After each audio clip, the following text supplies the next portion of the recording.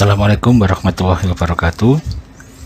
Kali ini saya akan menjelaskan tentang pengantar analisis regresi. Analisis regresi, kapan analisis ini dipakai? Analisis ini dipakai ketika kita hendak memprediksi suatu harga kuantitatif dari variabel dependent oleh variabel independent. Karakteristik variabelnya adalah untuk variabel dependent atau variabel tergantung harus bersifat kontinu. Setidaknya variabelnya adalah interval atau rasio. Hal ini dikarenakan kita akan menarik rata-rata untuk setiap titik dari variabel independen pada variabel dependent, sehingga untuk mendapatkan rata-rata, karena rata-rata menerapkan operasi aritmetika tambah dan bagi, sehingga kita membutuhkan data yang setidaknya bersifat interval atau rasio.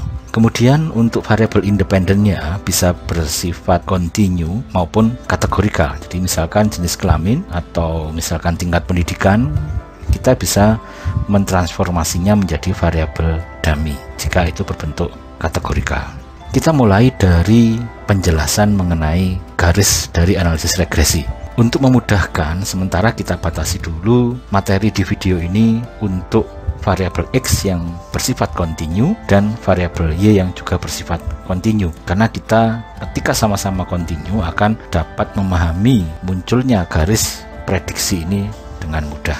Berikut ini kita akan menjelaskan tentang terminologi yang biasa dipakai dalam analisis regresi. Variabel dependent seringkali dinamakan dengan kriteria. Kemudian output bisa juga dinamakan dengan outcome, karena menunjukkan sesuatu yang muncul setelah adanya sesuatu yang lain, yang dalam hal ini adalah variabel independent atau variabel bebas. Nama lainnya adalah prediktor, antecedent, variabel explanatory, dan sebagainya. Lalu apa bedanya analisis regresi dengan analisis atau uji korelasi? Bedanya terletak pada panah yang ada menghubungkan antar dua variabel yang diteliti. Jika korelasi bersifat seperti ini, jadi panah mengarah pada keduanya, karena secara teoritis itu X bisa yang mengawali dan Y bisa juga yang mengawali, sehingga tidak ditentukan mana yang menjadi awal dan mana yang menjadi akhir. Sebaliknya dalam analisis regresi bersifat seperti ini. Ada jalur yang sudah mengarah pada satu titik. Dalam hal ini variabel bebas mengarah ke variabel tergantung, sehingga kita dapat membuat satu garis peranan variabel prediktor terhadap variabel dependent. Nama lain dari path atau jalur ini adalah kita kadang-kadang bisa menggunakan istilah memprediksi. X memprediksi Y, X mempengaruhi Y, X menentukan Y, atau kita sudah menggunakan istilah yang bersifat satu ekor. Kalau ini masih bersifat dua ekor, karena memprediksi bisa jadi menurunkan atau mempengaruhi, bisa jadi meningkatkan, menurunkan, menentukan juga demikian. Namun ini sudah terminologi satu ekor, karena arahnya sudah jelas. Jika meningkatkan, nanti garisnya adalah seperti ini. Semakin meningkat X akan diikuti oleh meningkatnya Y. Sementara jika menurunkan, garisnya akan seperti ini. Meningkatnya X akan diikuti oleh menurunnya Y, dan sebaliknya. Sehingga kita mengatakan bahwa ini adalah regresi yang sudah menentukan arah dari prediksinya atau pengaruhnya. Apa asumsi-asumsi yang dipakai untuk analisis regresi? Di sini dijelaskan untuk data dibutuhkan data yang bersifat kuantitatif untuk dependent maupun independennya. Kategorikal variabel misalkan agama atau misalkan field of study, region of residence, dan sebagainya, seharusnya diharapkan untuk dikategorikan menjadi dummy variables. Ini kita tidak bahas di dalam video ini.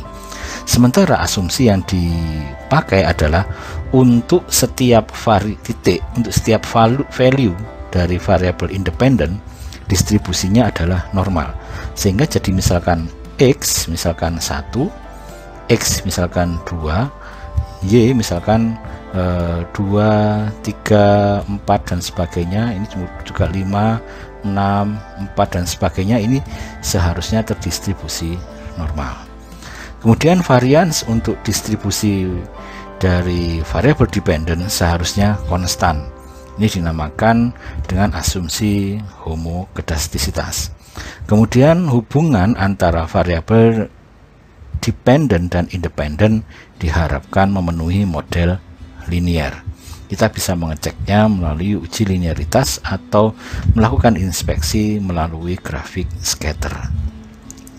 Selain itu, observation antara satu orang dengan orang yang lain tidak memiliki kaitan alias independent, dan biasanya ini dilakukan dengan random sampling.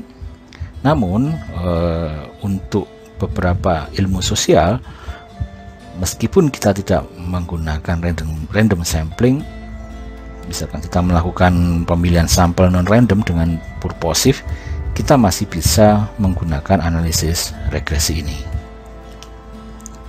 Ini yang tadi saya jelaskan bahwa for each value of the independent variables, untuk setiap titik dari variabel bebas atau independen, data dari variabel Y terdistribusi normal. Ini ada beberapa variabel Y terdistribusi normal, sehingga prediksinya akan menjadi lebih stabil karena terlihat dari sini sudah memenuhi beberapa data-data yang bervariasi. Kita mulai dengan garis. Ketika kita melakukan analisis regresi, kita akan menghasilkan suatu garis regresi, dan di dalam garis ini dapat dijelaskan melalui persamaan regresi. Di dalam persamaan ini ada dua unsur. Yang pertama adalah B0 yang merupakan intercept. Intercept merupakan nilai X ketika sama dengan 0. Jadi misalkan ini adalah makan, mempengaruhi kekenyangan. Sebelum kita makan sudah ada unsur kekenyangan di dalam perut kita, mungkin sisa makanan yang kemarin atau kalori yang belum terolah dan sebagainya, sehingga perut kita tidak benar-benar kosong ketika kita makan 1 sendok, 2 sendok, 3 sendok, 4 sendok. Inilah yang dinamakan dengan intercept. Dinamakan dengan intercept karena ada semacam perpotongan antara garis prediksi dengan sumbu Y. Yang kedua adalah parameter atau koefisien yang dinamakan dengan slope atau kemiringan. Ini menunjukkan peranan X terhadap Y. Karena apa? Karena semakin besar atau semakin miring, itu menunjukkan peranan X semakin besar. Kita lihat di sini, intensitas belajar mempengaruhi prestasi dan keinginan untuk belajar mempengaruhi prestasi. Kita lihat baseline-nya atau intercept-nya sama, namun yang membedakan adalah kemiringannya. Keinginan belajar kurang mempengaruhi prestasi karena kemiringannya tidak seberapa curam. Ini adalah landai. Tapi ketika kita mengubah variabelnya menjadi intensitas, frekuensi dalam belajar, itu sangat mempengaruhi prestasi belajar. Kita lihat kemiringannya lebih tinggi dibanding hanya sekedar keinginan. Ada dua jenis garis di dalam analisis regresi. Yang pertama adalah garis yang positif atau positive relationship.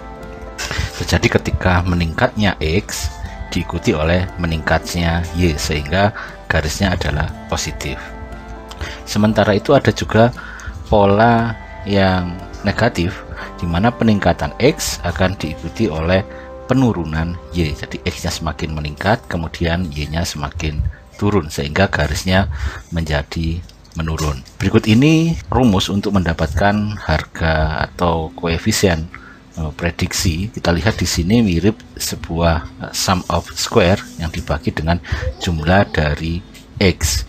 Ini adalah koefisien yang tidak terstandarisasi, sehingga nilainya bisa melebihi 1, bisa sampai ribuan jika itu misalkan suatu uang, misalkan jutaan, atau hanya sampai misalkan berat badan manusia, misalkan dalam skala kilogram, misalkan 10, 20, 30, 40, seperti itu. Kemudian B1 ini bisa menjadi beta ketika itu adalah koefisien yang distandarisasi.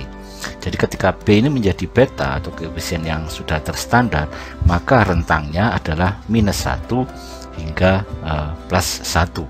-1 artinya ketika garisnya menurun atau negatif, dan +1 ketika hubungannya adalah positif. Jadi seperti ini. Kemudian ini adalah nilai untuk interceptnya yang mendekati dari rata dari Y. Kemudian ini contohnya ketika kita melakukan analisis, kita dapatkan dulu sum of X, kemudian rata-ratanya dan sebagainya tinggal dimasukkan ke dalam rumus ini, akan kita dapatkan B1 nya dan B0 nya, kemudian akan menghasilkan persamaan regresi. Nah, berikut ini beberapa terminologi yang berkaitan dengan B0 atau intercept dan B1 atau B2 tergantung dari X-nya. Biasanya B1 itu terkait dengan X1, B2 itu adalah prediktor yang kedua, kita punya B3 jika kita punya prediktor yang ketiga, dan seterusnya. Nah, nama lain dari B0 itu adalah baseline karena merupakan dasar pijakan untuk mengawali setiap perubahan dari X. Kemudian juga dinamakan dengan konstanta karena harganya konstan meskipun X-nya itu berubah-ubah. Sementara itu parameter slope bisa juga ada yang mengatakan sebagai parameter kemiringan, ada juga yang mengatakan koefisien regresi, koefisien prediksi, ada juga yang mengatakan sebagai estimate karena hasil dari estimasi dari data yang diperoleh. Kemudian informasi yang lain, kemiringan garis menunjukkan besarnya kontribusi. Tadi sudah dijelaskan dalam memprediksi variabel dependent. Semakin miring koefisien regresi, semakin besar kontribusinya. Kita tadi sudah belajar bahwa kontribusi keinginan belajar itu masih kalah dengan intensitas. Jadi kalau sekedar ingin, pengaruhnya terhadap keberhasilan itu masih rendah dibanding dengan yang sudah memiliki upaya atau effort. Jika kemiringan garisnya terbalik, maka butir tersebut kontribusinya terbalik. Ini jadi misalnya, ini bukan butir ya, peranan variabel tersebut. Jadi misalkan peranan depresi terhadap produktivitas tentunya akan meningkatnya depresi akan diikuti dengan menurunnya produktivitas. Berikut ini kita contohkan, misalkan ini kita mencoba memprediksi achievement, ini keberhasilan, diprediksi oleh adanya fasilitas belajar dan semangat belajar. Jadi ada 2X, X yang pertama, X yang kedua, sementara itu Y-nya kita punya 1. Kemudian persamaan regresi sederhananya adalah seperti ini. Ini untuk prediktor yang pertama, ini untuk prediktor yang kedua. Ini Y-nya, ini X1, ini X2. Kemudian hipotesisnya adalah fasilitas meningkatkan prestasi individu atau memprediksi individu. Kita lihat di sini kata meningkatkan sebenarnya itu tidak ada arahnya ya. Jadi ini sebenarnya arahnya itu B1 melebihi 0. Jadi kalau misalkan hanya mempengaruhi, itu berarti hipotesis kita adalah B1 tidak sama dengan 0. Tapi kalau sudah meningkatkan berarti B1 itu arahnya positif, berarti sudah harus melebihi 0. Kemudian semangat belajar, hipotesisnya adalah, hipotesis alternatifnya adalah BX2 melebihi 0 karena sudah positif. Namun jika hipotesisnya adalah semangat belajar mempengaruhi, jadi mempengaruhi itu bisa positif bisa negatif, kita menggunakan yang ini. Sementara hipotesis nihilnya adalah tidak ada prediksi, alias B-nya sama dengan 0. Kita masukkan ke dalam Jamovi, masukkan variabel Y di sini, variabel X1 dan X2 masuk ke dalam covariat. Ketika kita punya variabel yang bersifat kategorikal, di sini kita lihat Jamovi memasukkan menu untuk yang bersifat kategorikal masuk ke dalam factors. Kita lihat di sini hasilnya adalah seperti ini, sehingga kita dapat melihat persamaan regresinya adalah Y sama dengan minus 0,7337 ditambah 0,025 X1 ditambah 0,1496 X2. Kita lihat ini, kita masukkan. Nah, Untuk melihat apakah ini B1 dan ini B2 ini signifikan ataukah tidak, kita membutuhkan nilai T yang menunjukkan seberapa signifikan B1 itu berbeda dengan 0, sehingga estimate ini dibagi dengan SE, ini estimate dibagi dengan SE akan menghasilkan nilai T. Nah, nilai T ini kemudian kita bandingkan dengan T tabel dengan DF tertentu. Ketika T hitung, ini adalah T hitung, ketika T hitung melebihi T tabel, akan dapat kita pastikan hasilnya adalah signifikan. Nah, program analisis berbasis komputer biasanya tidak menunjukkan T tabelnya, tapi hanya menunjukkan nilai P-nya. Jadi P-nya jika di bawah 0,05 artinya T hitung melebihi T tabel. Jadi ini T hitungnya melebihi T tabel, T hitungnya melebihi T tabel. Sehingga dapat kita simpulkan bahwa fasilitas meningkatkan prestasi karena positif ya. Kemudian semangat juga meningkatkan prestasi karena keduanya di bawah 0,05. Kemudian jika kita ingin menuliskannya menjadi suatu laporan, kita lihat di sini fasilitas memprediksi prestasi secara signifikan. Kita tulis B-nya, kita tulis signifikansinya. Kemudian semangat memprediksi prestasi secara signifikan, kita tulis B-nya, kemudian kita tulis signifikansinya juga. Nah, apa arti fasilitas sebesar 0,0256 yang tertera di sini? Itu artinya adalah setiap penambahan, misalkan X adalah fasilitas, Y-nya ini adalah prestasi, ini fasilitas. Setiap penambahan 1 poin dari fasilitas akan menambah 0,056 prestasi. Sementara peningkatan dari semangat 1 poin penambahan untuk X akan menambah sebesar 0,14696 prestasi. Jadi artinya ini adalah peningkatan dari Y setiap kali penambahan 1 kali 1 poin dari X. Sekarang pertanyaan selanjutnya adalah manakah yang paling berkontribusi, fasilitas ataukah semangat?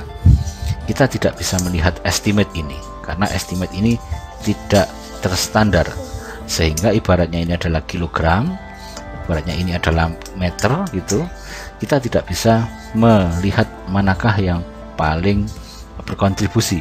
Harus distandarkan terlebih dahulu melalui koefisien standardized. Nah, koefisien standardized inilah yang bisa kita pakai untuk menunjukkan manakah yang paling berkontribusi. Sekarang kita masuk ke dalam koefisien terstandarisasi. Koefisien terstandarisasi menunjukkan bahwa estimasi yang distandarkan atau prediksi atau koefisien regresi yang ada di sini ini sudah distandarkan, sehingga memiliki rentang mulai dari -1 hingga +1. Semakin ke kiri atau semakin ke kanan semakin menunjukkan pengaruh yang besar, semakin ke tengah menunjukkan pengaruh yang kecil. Kita lihat di sini pengaruh dari fasilitas dan semangat, akhirnya kita bisa bandingkan dengan adanya standar estimate ini. Terlihat di sini semangat lebih besar 0,5, sedangkan untuk fasilitas 0,2. Standar estimate ini di dalam Jamovi perlu dicentang terlebih dahulu agar ini keluar, namun di dalam SPSS ini sudah include secara otomatis di dalam output, dinamakan dengan koefisien beta. Koefisien terstandar di sini menunjukkan seperti halnya korelasi. Jika dia di atas 0,3 itu cukup tinggi, di atas 0,5 itu tinggi, di atas 0,7 itu sangat tinggi. Sehingga kita lihat di sini pengaruh semangat terhadap prestasi moderat, sedangkan pengaruh fasilitas itu kecil. Ini bisa juga seperti halnya korelasi dikuadratkan, sehingga 0,50 dikuadratkan akan sama dengan 0,25 atau 25%. Sedangkan yang ada di sini kira-kira adalah 0,20 dikuadratkan akan setara dengan 4%. Sampai di sini penjelasan mengenai analisis regresi. Teman-teman perlu melihat pembahasan mengenai sumbangan efektif. Sumbangan efektif ini dipakai ketika prediksi, misalkan yang kita lakukan terhadap Y itu adalah signifikan. Ketika signifikan, kita akan melanjutkan pertanyaan kita selanjutnya, apakah besar? Signifikan kita tahu artinya adalah terpercaya. Pengaruh X terhadap Y terpercaya, bukan karena faktor kebetulan. Kemudian pertanyaan selanjutnya setelah terpercaya, apakah pengaruhnya besar? Nah, ini akan dibahas pada sumbangan efektif. Nah, ada beberapa cara untuk mencari sumbangan efektif dalam analisis regresi. Penjelasan ini ada di dalam channel ini, teman-teman tinggal mencari di bagian konten. Kemudian satu lagi penjelasan mengenai multikolinearitas, di mana ini sangat penting sekali di dalam analisis regresi agar hasil analisis regresi yang kita lakukan hasilnya valid. Demikian untuk penjelasan tentang analisis regresi, semoga bermanfaat. Assalamualaikum warahmatullahi wabarakatuh.